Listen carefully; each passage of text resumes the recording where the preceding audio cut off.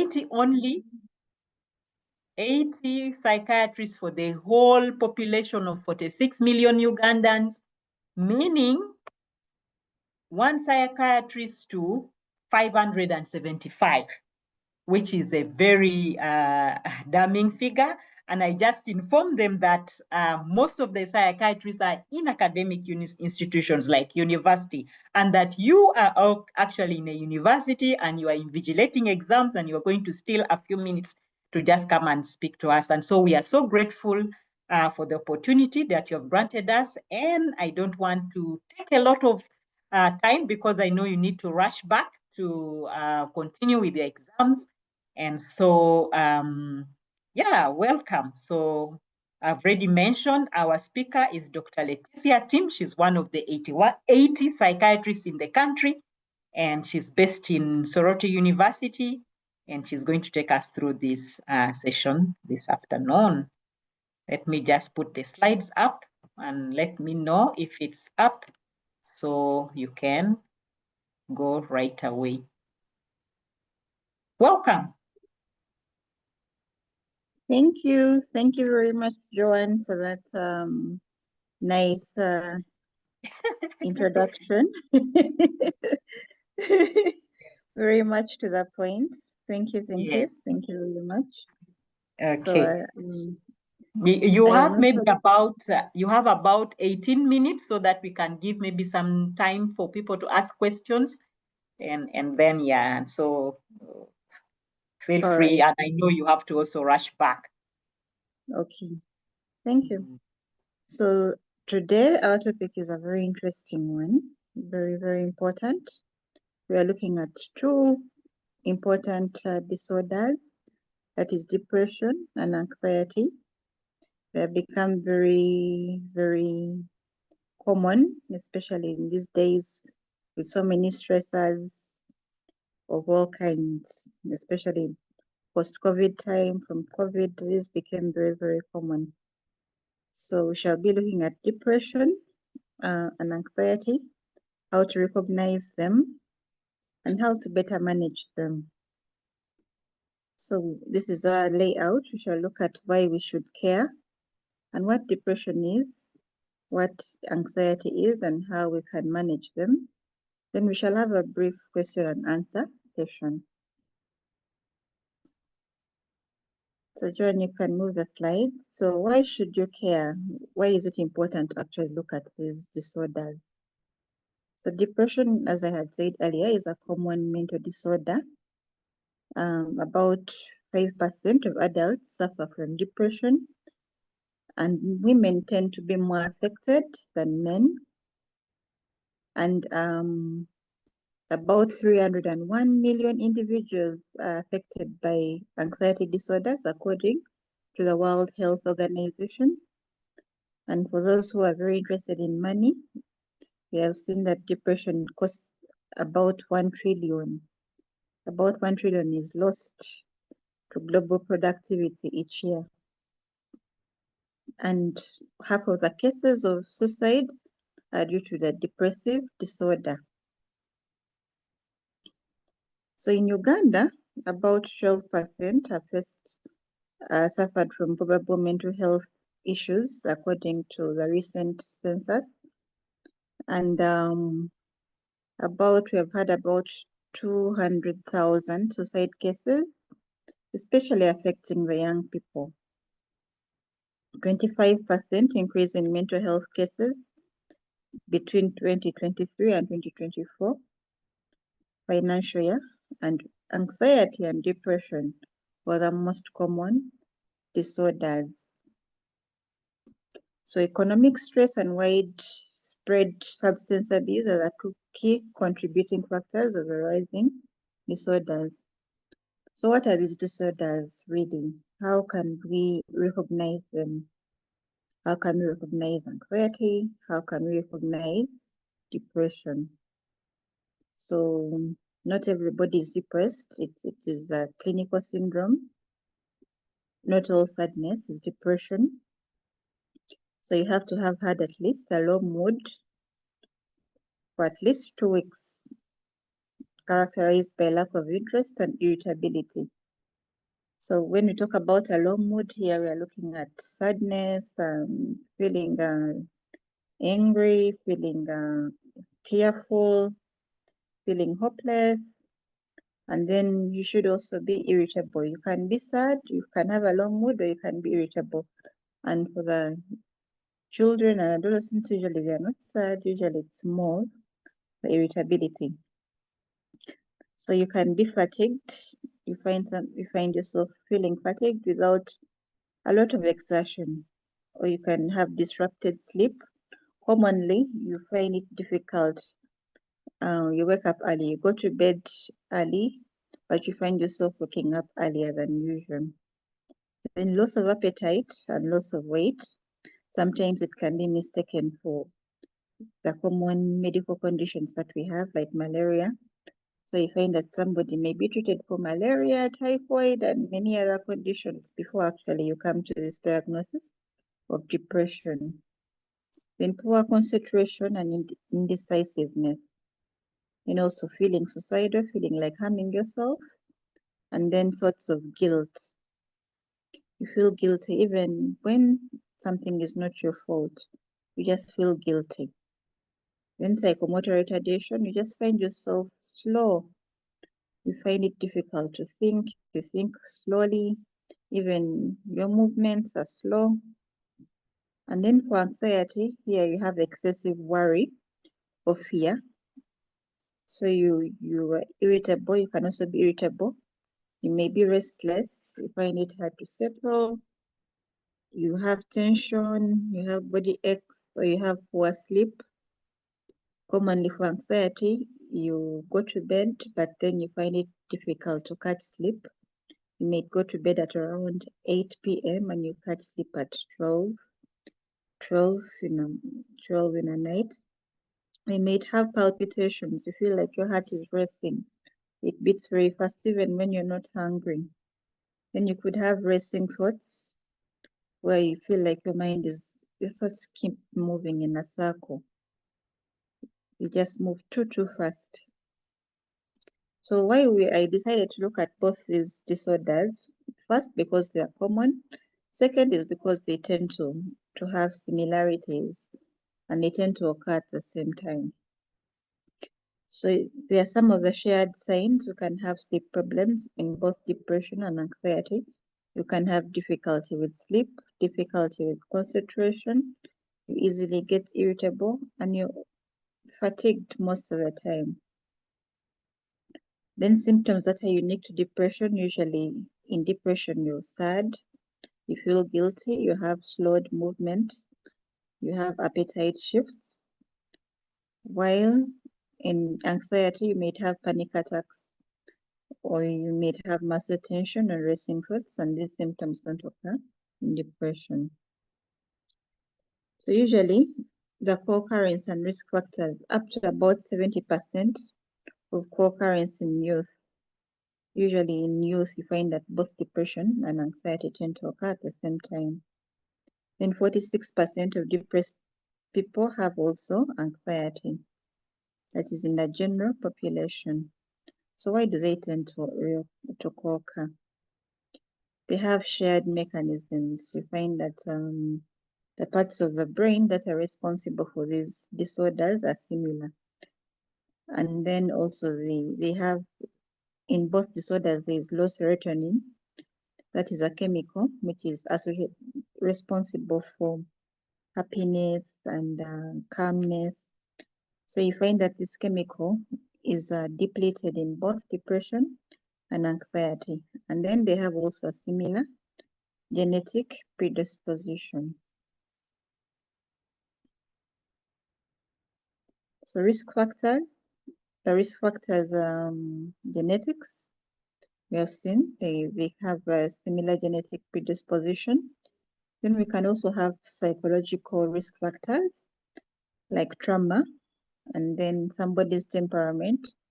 Find that some people are more outgoing, others are introverts, others easily handle stress, while others find it hard to manage stress. And then also social risk factors like life changes, loss of a job, loss of a loved one, chronic stress, all these can lead to depression or anxiety.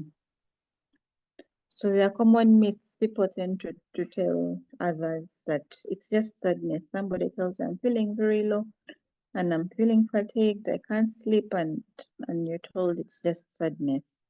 It's not a real illness, even after you've been given a diagnosis and you're told to toughen up. So this is a common myth. These are actually real disorders which warrant treatment.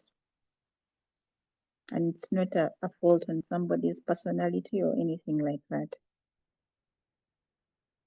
So how do we manage if you have these disorders? How do you manage? How do you cope? What type of treatment can you seek? So there are different options.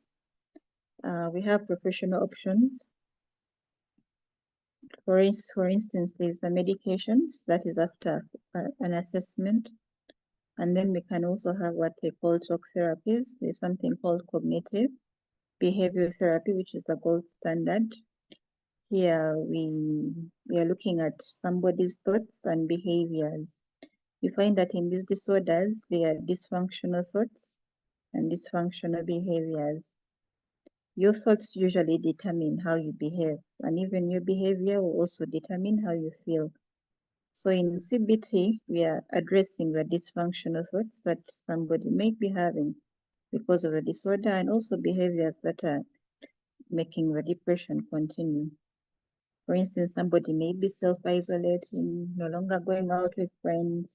So here you're encouraged to engage in behaviors that lead to improvement or lifting of the depression or anxiety. Then these days with modern technology, we have also digital tools. Like there is a teletherapy. If you don't want to meet a therapist physically, you can have something online. You can have a Zoom. Then there are also apps which also help in therapy.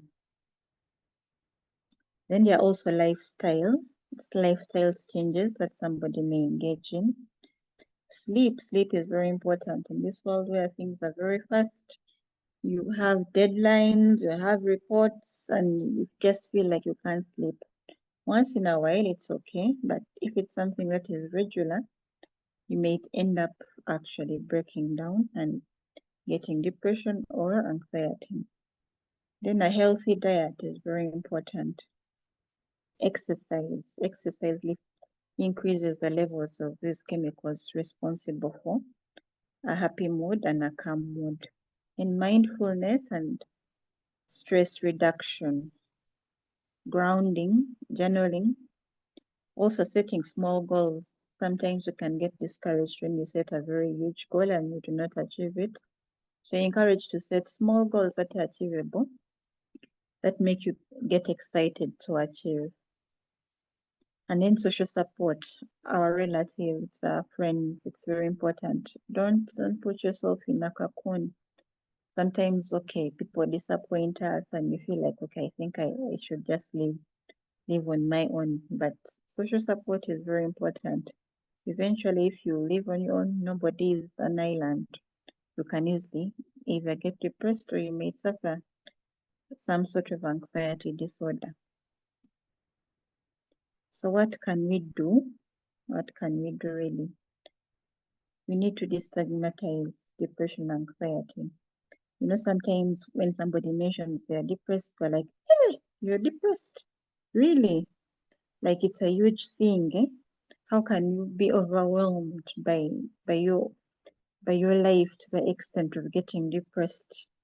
So it's commonly stigmatized, and we need to destigmatize these conditions. We need to talk openly about these conditions. We need to offer support. If somebody opens up to you, be willing to listen, at least listen.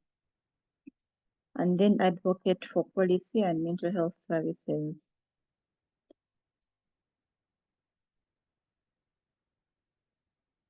So that was my brief presentation. Thank you so much for taking us through. Wow, you know how to really manage the time, because indeed we have 10 minutes for questions. And so feel free, if you have a question, feel free to put it in the chat, or you can also just unmute and ask a question that you have. But thank you so much for taking us through what depression and anxiety is, and telling us that these are the most common, and that sometimes they can actually even happen together. So I can imagine the combination of the two, depression and anxiety, it really can put somebody so low. Thank you so much. Anyone with a question?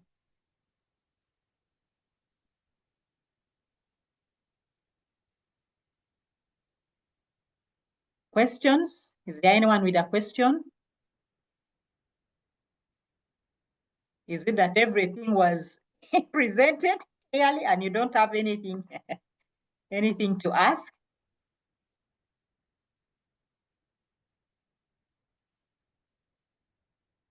Okay. Yeah, let me ask. So yeah, so you've given us some of the characteristics or some of the symptoms that one has. So you said it's about, like, for depression, it's about mood. You have to observe for 2 weeks. So is it really a must that we need to observe for 2 weeks, or is there like a earlier detection to saying, oh, perhaps I'm feeling depressed or I'm getting anxious? Is it a must that we have to wait for the 2 weeks for us to be able to confirm that perhaps maybe I'm getting depressed or I'm depressed? Over to you. Okay, thank you, Joanne.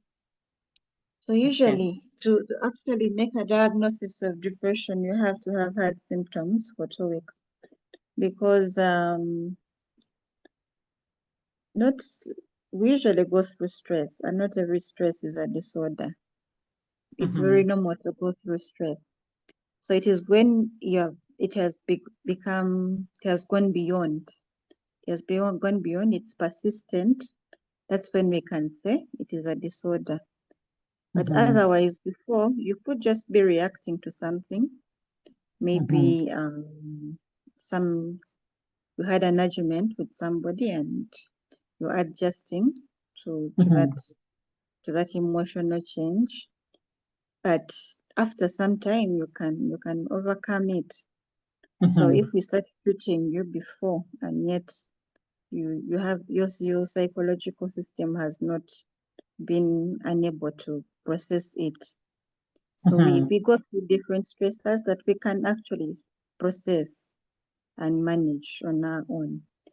So if we treat all small things, all small hurdles as a disorder, we shall end up over treating people, because life is tough. Life is tough. You'll definitely go through hard things. That's why we have to give it a time period to observe and see whether somebody has actually not been able to process the stressor and manage it on their own before we actually give them a diagnosis of depression. Okay. There are some questions here. Maybe I can read the 2 questions that I have here. Maybe they are becoming more.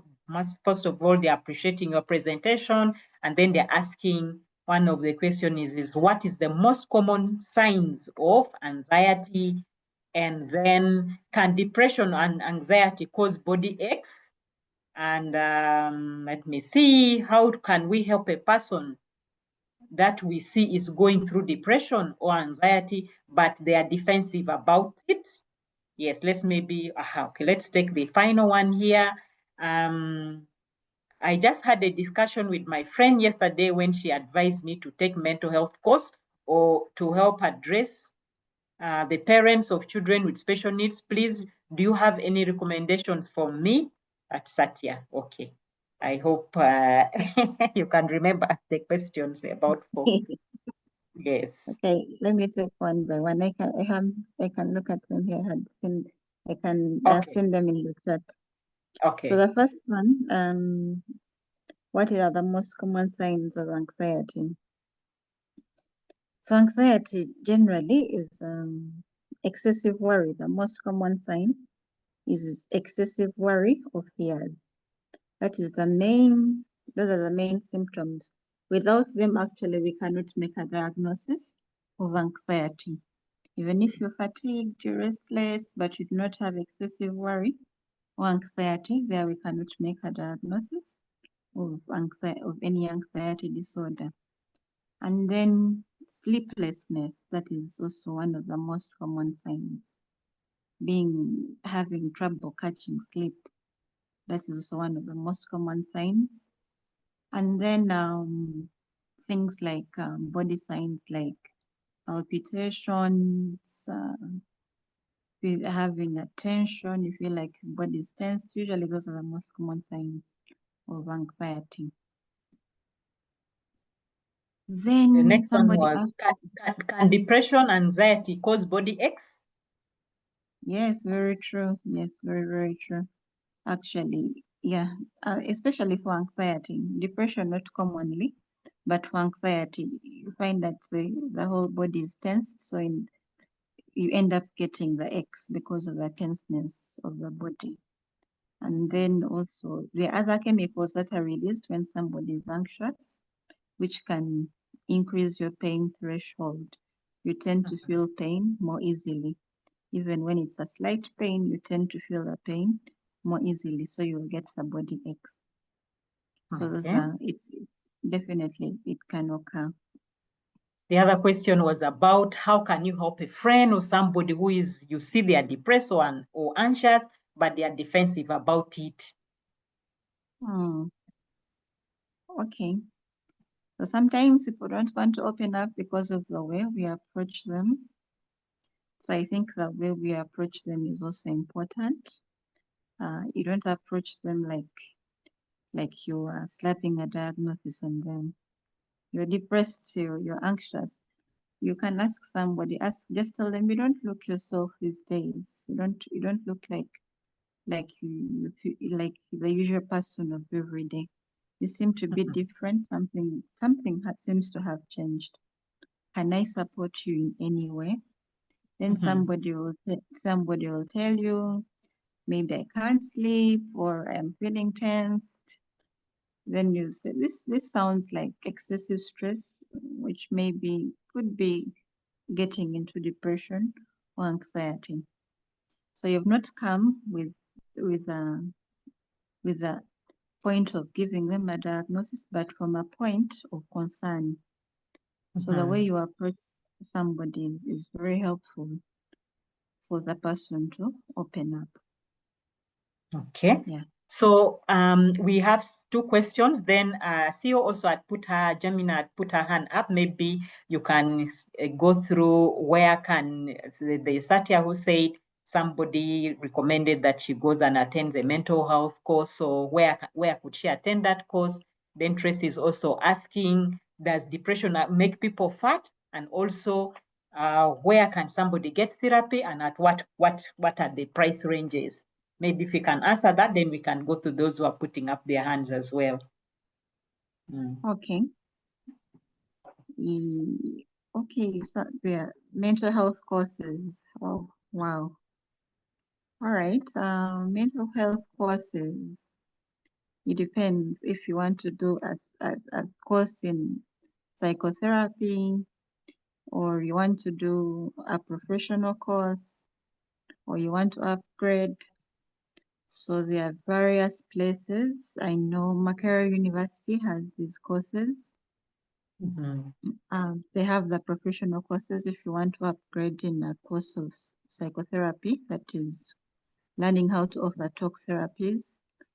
But then if you're interested, you're welcome to join us. You want to become a psychiatrist? We are very few. So if you'd like to do such a course, there are different places. There's Mbara University, there is KIU University, there is Makerere University, 3 universities. Then there So are also, do you have some online? Because the person who is asking, I know she's from Nigeria. So yes, okay, some online maybe references. online references. Should I put it in the chat? There's a, Ah, there's a, there's a professor who offers online courses in psychotherapy. She belongs to an organization called GSP. So she Okay. teaches group Okay. therapy, group Okay. psychotherapy. Yeah, even for Okay. lay people. Yeah. Mhm. Okay. Thank you so much. Then what about does depression cause weight gain? And yeah, and where can somebody get therapy in case they need? Okay. Wow. Yes. Depression does cause weight gain. That is in the atypical presentation, not the typical presentation. So I find that for some people, they end up eating a lot when they're depressed and they end up putting on weight. So it happens. Not in everybody, but in some few people.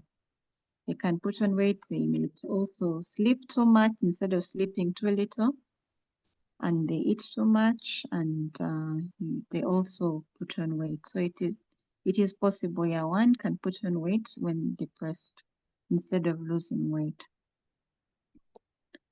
So any places for therapy, there is Butavika Hospital, Butavika National Hospital. There is Nakasero Hospital. Then many other places as well, but I don't have them offhand right now. I know Mental Health Uganda also offers therapy. They can also offer it online. Then yeah, yes. Okay. And Thank other, you. Okay. Let's yeah. go to ASIO and then Apple. Pascal, let's start with you, ASIO. Sorry. Thank you for waiting. Okay, thank you, Doctor. Thank you, Joanne, for taking us through this.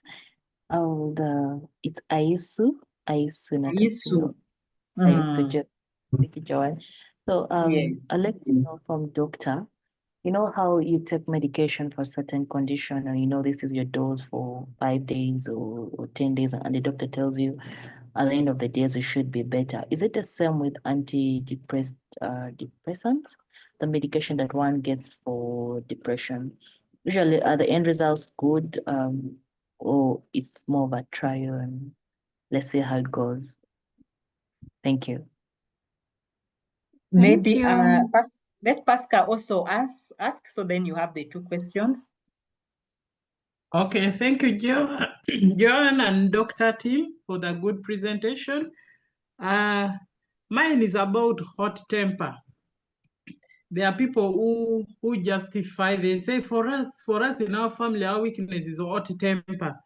My question is it hereditary that there are people who are naturally born hot-tempered, or there could be historical factors? For example, if somebody has grown in a conflict-prone area and he or she has undergone very, very bad life conditions, and it makes the person generally bitter.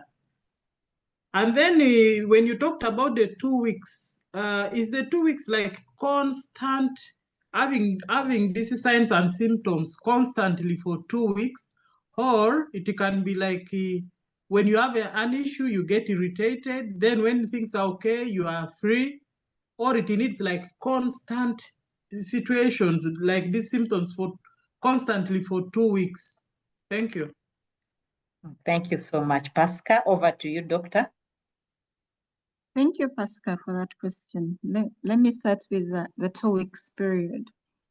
So you have to have the symptoms on most days of the week. So let's say you're irritable, or at least you're irritable for 2 days in a week. In the following week, you're also irritable for 2 days, maybe because of something that could have happened to you. There, we shall not say you're depressed or you have a depressive disorder. It should occur on most days of the week, because anything can make you irritable, and once a week you can get irritable, twice a week you can get irritable. But then if it is persistent, you're having these symptoms on most days of the week, then there we can say something to look into. Probably you could be having depression, or even any other disorder. Then the hot temper. A hot temper that is affecting somebody's social functioning is definitely not normal. We can't say it is somebody's family, provided it is affecting somebody's functioning socially, occupationally. Here we can't say that it is something normal because it is affecting the way you function. So there it could be for various factors. It could be depression. It could be, as you had said, the trauma. Somebody could have gone through something traumatic, and it's a way of coping. Somebody is trying to cope by becoming irritable. Sometimes it's not even intentionally that they're trying to cope intentionally by being irritable, but they just tend to drift towards the irritability because of a coping mechanism, which is subconscious. Or it could be any other disorder. There are other disorders where people tend to be aggressive, verbally or physically. Yes. So provided it's affecting somebody socially or occupationally, we cannot say it's just their character or it's just genetic. It is something that definitely needs to be looked into. Then what was the other question?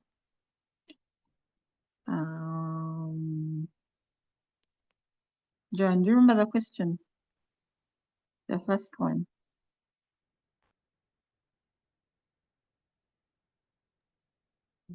Thank you, doctor. I was asking that, you know how you take medication for Oh, any other condition?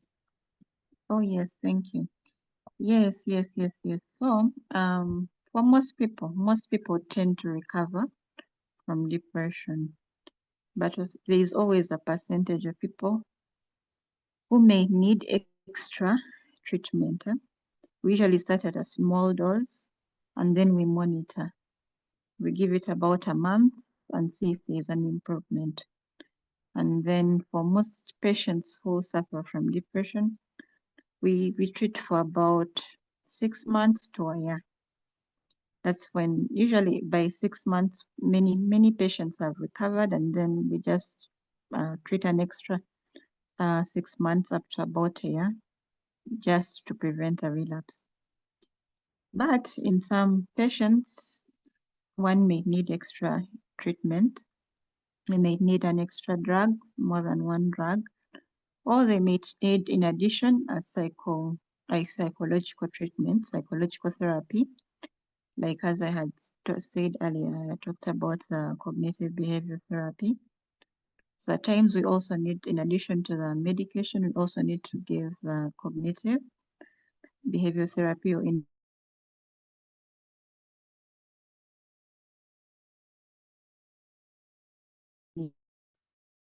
So it is not one size fits all. It is case by case. But for most patients, they tend to recover. Yes.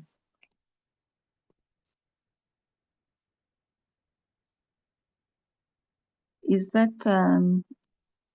okay, Aisu? I hope I've answered the question. Thank you, doctor. Okay. You're welcome. Thank you so much for answering those questions. I'm checking in the chat that there doesn't seem to be any other further question, but really to thank you because we are mindful that it's almost 2 and you need to go and give other exams so that you can train more psychiatrists for us. So we really want to appreciate you for this time that you have taken to talk to us on the Lunch and Learn. Lunch and Learn is a monthly program that we have for personal development. And today we're talking about depression and anxiety. And we're so privileged that Dr. Atim accepted to come and give for us this talk. But we have a WhatsApp group. I've seen our administrators put the WhatsApp group there where we talk about issues to do with personal growth on a daily. There's a WhatsApp group. So feel free to join the WhatsApp group and get more more information or more sharing around personal growth and development. Otherwise, every last Thursday of the month, we have a 30 minutes session on a topical issue. Last month, it was about nutrition. And if you missed any of those sessions, we have on our YouTube channel. So you can go to Majesty Training Associates YouTube, and you should be able to catch all the other topics that we have covered on the Lunch and Learn. But it has been such a privilege to host you on this talk. I will be doing injustice to the club if I don't tell you what is happening. On Saturday, we are having the Teens and Twins Day Out. It's a program that the company is also so passionate about, because we believe in building the capacity or the leadership abilities of the next generation. So if you have children from the age 9 to 19 years, please sign up so that they can participate in the mentorship program that we have every holiday. And one of the things that we are talking about, connected to what we've been discussing today, is mindfulness, because we see children lately cannot concentrate on something, but then we are going to try to do some activities, some exercises, practices to help them to be able to concentrate a bit more. Personally, I also feel challenged concentrating on something for a long time, and it's because there's just that we are having so many distractions. The other thing that I wanted to talk to you about is we have an upcoming Start and Improve Your Business Trainer of Trainers coming up in October. So if you want to become a business trainer, please do sign up so that you can go through that. Yeah, so I just thought I should share what is coming up in the company so that you are aware. Yeah, so with those few remarks, unless, Doctor, you have any final thing, but would really want to let you go so that, yes, you go and train for us more psychiatrists.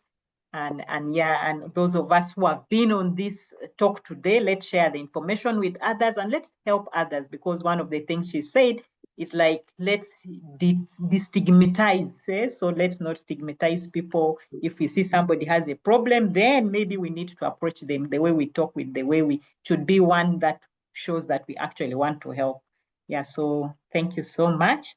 Unless you have any parting shots, but would like to let you go sincerely. And thank you for joining and giving us this wonderful presentation today.